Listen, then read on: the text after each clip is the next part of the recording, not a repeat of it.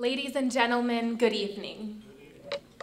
It is my daunting task and privilege to share with you, within so short a space of time, my relationship and my experiences with my grandfather, not only as Dr. Hassan Hathout, but also simply as Giddo, as my brother and I affectionately call him.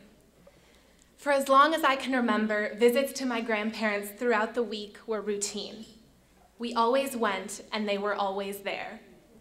When my brother broke our TV as a baby, my parents decided that we were better off without a TV, and we've lived without one ever since.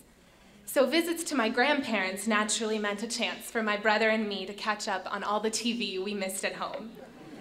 Of course, my mother constantly reminded me that the TV would be there forever, but my grandparents would not.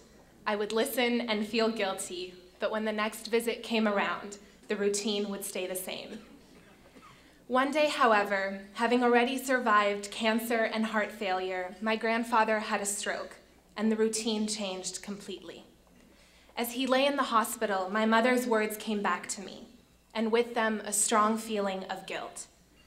I realized that I had so much yet to learn from my grandfather, and that I had not taken advantage of the limited time given us. I prayed that somehow I would be given another chance, and be able to regain at least part of the time I had wasted. It has been 5 years now since the stroke. A visit to my grandparents no longer means a chance to watch TV, but a chance to actually spend time with my grandparents, learning from and laughing with them. As we grew even closer, I became more afraid of a time when I would have to live without them. It was my grandfather who unconsciously allayed my fears. After he would feel pain in his joints or a shortness of breath, he would playfully say in Arabic, "It's probably time for me to get going," and then add more seriously, "But I'll not die before I die."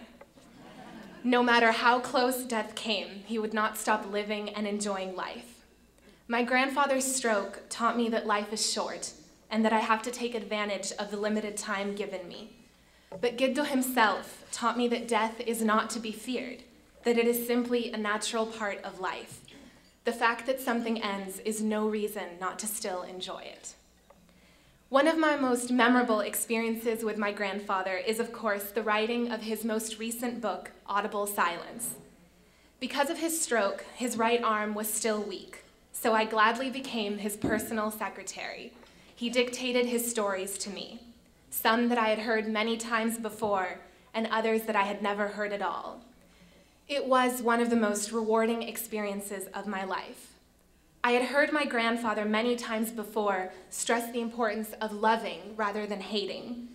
Even when I said something as innocent as "I hate tomatoes," Giddo would tell me to avoid the word hate and to avoid the feeling. But what did it mean? What did it mean to love everyone and hate no one? Giddo wrote in his book, "I have come to the conclusion that there are only two kinds of people, those with a loving heart and those with a hating heart." As we discussed it, and as I observed his own enormous capacity to love, I have begun to understand what he means. Love is not only a relationship between two people, but also a positive attitude towards the world, an open-minded, and in this case, open-hearted approach to life. In his chapter called Basic Rules, his first rule is, "I prefer that life would be bad to me than bad because of me." What an idea, and what an enormous amount of personal responsibility to put on one's own shoulders. But he has always taught me never to shirk from responsibility.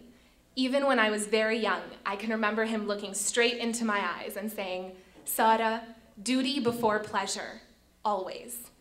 My grandfather's philosophies have changed and affected me in more ways than I think he knows.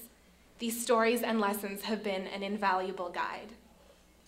The story that still affects me the most is the one of the death of his then only daughter, Emel, who was 5 years old when she died. Never have I heard him tell this story when it has not brought tears to my eyes. He describes his initial reaction to her death as one of acceptance, an acknowledgement of it as the ultimate test from God. I could not believe that anyone could show so much strength in the face of such heartbreak. He has told me that whenever he visited Emel's grave, the world seemed to contract to its real size, unworthy of either worry or stress. Through all the ordeals he withstood, he says that he constantly thought, "What is any of this compared to losing Emel?" And that he always remembered the prophet's saying, "Had you the power to know the unseen, you would be content with the seen," a thought I now have when faced with my own minor disappointments. I could not mention this story without affirming that behind every great man is indeed a great woman. The strength my grandmother must have shown then, and the strength and patience she continues to show today, are incredible and quite inspiring. The both of them, my Giddo and Teta, have been there for me through it all. I have learned so much from their wisdom, their bravery, their character, their faith, and their love. They mean everything to me. Giddo, you are always there for me when I need advice, wisdom, or even just a little laughter, and I want you to know that I appreciate it. You are my rock, my grounding force, my teacher, my role model, my friend. Thank you for everything, and thank you.